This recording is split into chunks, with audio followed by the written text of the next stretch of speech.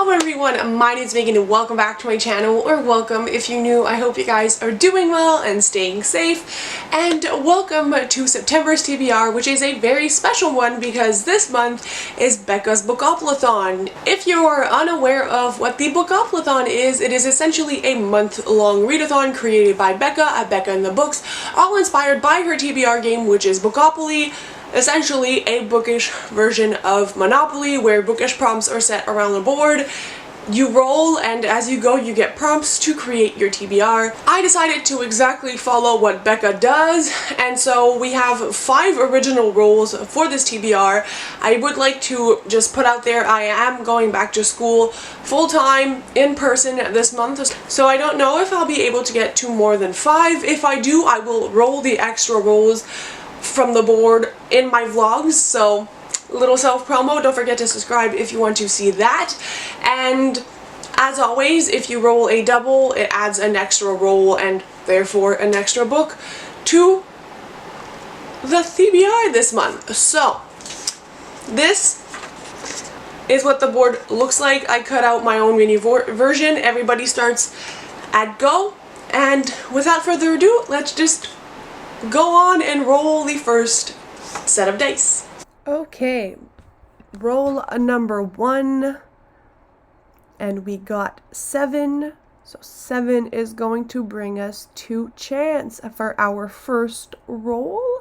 And what will our chance card be? The Hawthorne Legacy.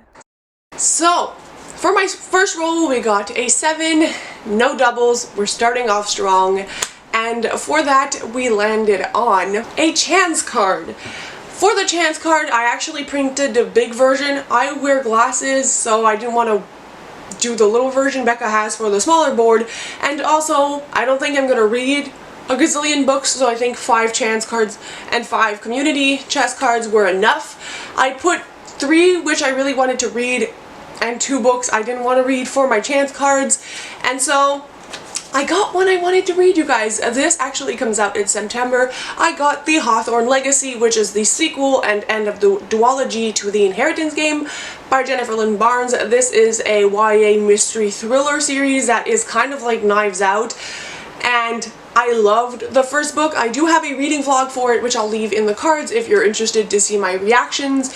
But this comes out on September 2nd. It is the second part of the duology. We left off on a pretty big cliffhanger and a very big question, which our main character will need to answer, as well as kind of like will she, won't she, with 2 of the brothers who are involved in the story. I am very excited. I love Jennifer Lynn Barnes, so this is my chance card. Okay, roll number 2. We are leaving the chance square. We got a 9. So 9 is going to bring us to the history little section of the board. Roll number 2 gave us a 9, and again, no doubles. We are doing great. And the prompt that I landed on is actually history, which means historical fiction, a book based on a historical event, all of those things. And so for this one, I decided to go with Kingdom of the Wicked by Karen Maniscalco, because this takes place in like the 19 something. This is definitely a book that is set in the past, if I'm not mistaken. I know this is also fantasy, but I'm pretty sure from the like 30 pages I had read from it, the vibes are kind of historical. I know Stalking Jack the Ripper, which is my favorite series of all time, was historical fiction, so that's what I'm basing myself off of. If I'm wrong, oopsie daisies, we're still going with this. This is a fantasy set, I believe it's in Italy, with 2 twin sisters and some sort of like demon princes, and there's gonna be kind of like a hate to love romance. One of the sisters goes missing. I don't know a whole lot about this book. I purchased this based on the fact that it was Karen Maniscalco. The second book in, I believe, what is a duology, I don't think there's more than 2 books in this series, is coming out in October, and I have pre-ordered 2 special editions, so you know, I should probably get to my special edition of Kingdom of the Wicked before the other one comes out and justify my purchases. So we're going with this. I'm definitely in the mood for this kind of book to transition me from very warm heat wave weather to hopefully some cooler weather for back to school. So this is my pick for history. Roll number 3 is giving us 10. We're doing good with the no doubles. And 10 is going to bring us to steal a shelf, I believe. Steal a book, not a shelf. Roll number 3 ended up being a 10, again no doubles, and that landed us on the square to steal a book, and that is to steal a book from someone else's TBR. I wanted to keep this as a kind of like Bookoplathon thing, so I went on the Bookoplathon playlist, which Becca has a link for, and started to look at all these people's different TBRs to see if there was a book on there that I wanted to read. I will leave a link to the video from the person whose TBR I stole from, but essentially I will be going to read The Heart Principle by Helena Huang. This is actually the Lumicrate edition, which I did a full unboxing of the Afterlight box, which this was the first ever book for the romance curated box. I'll leave it in the card. This is from a very well-known author, and this is a very hard book to describe because I've seen it pitched as a romance, but a lot of people say it's more of a coming-of-age kind of contemporary women's fiction novel with some romance in it.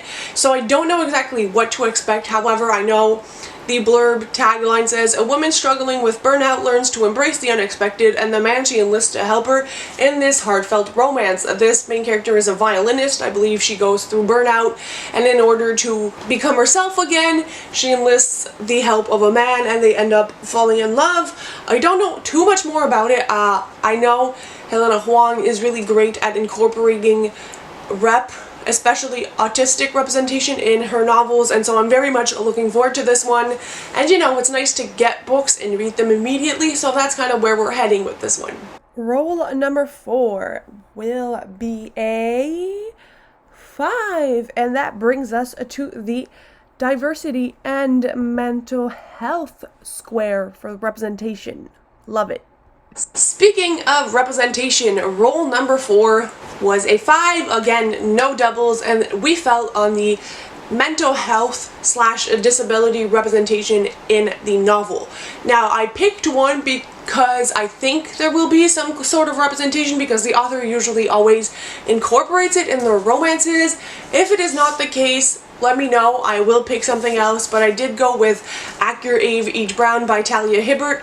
This is the 3rd and final book in the Brown Sisters companion series. We had Get a Light Chloe Brown and Take a Hint Danny Brown. This is our younger sister's story, and this is a grumpy sunshine, hate to love, bed and breakfast setting romance where our main character has kind of always relied on her parents' trust fund. However, she will lose access to it if she doesn't become more independent and find herself a job. She goes to this bed and breakfast and asks the owner to be considered for, I believe it is a chef position. They don't head off on the right foot. She leaves and accidentally runs into him with her car, and so she takes care of him, and I believe she starts working there, and their romance will ensue. I know in both Get a Life Chloe Brown and Take a Hint Danny Brown we had representation. In the first one for chronic illness, in the second one for anxiety.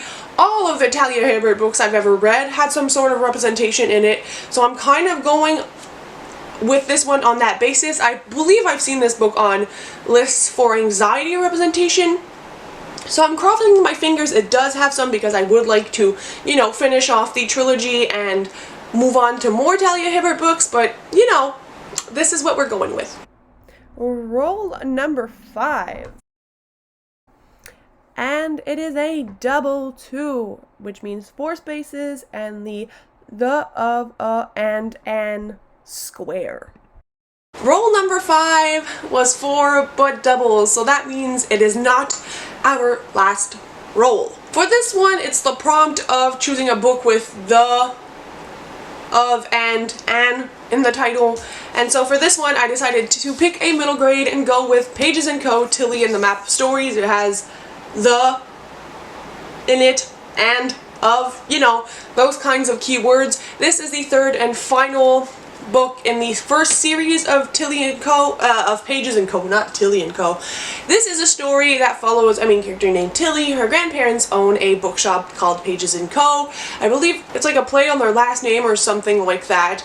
And in the first book, Tilly learns that she is in fact a book wanderer, which means that she can wander into books, and book characters can actually come out. In the first book, we also have the mystery of Tilly not knowing where her mom is and not knowing who her father is. It's kind of like her mom disappeared, and our main character kind of goes on a quest to figure out what actually happened to her mom. She lives with her grandparents, by the way. She's not like an orphan. And the series takes off from there. I don't want to talk more about these books because it would be a spoiler, but I have fell head over heels with this book series. I absolutely love it. They go by so quickly, and I love the mysteries that are included in every single book. I love reading from Tilly's perspective. I believe in September or October in the US and Canada, the first book in its companion series, which will follow Oscar, who is Tilly's friend, will be published. Like the first book, I think it's called like The Book Smugglers or something.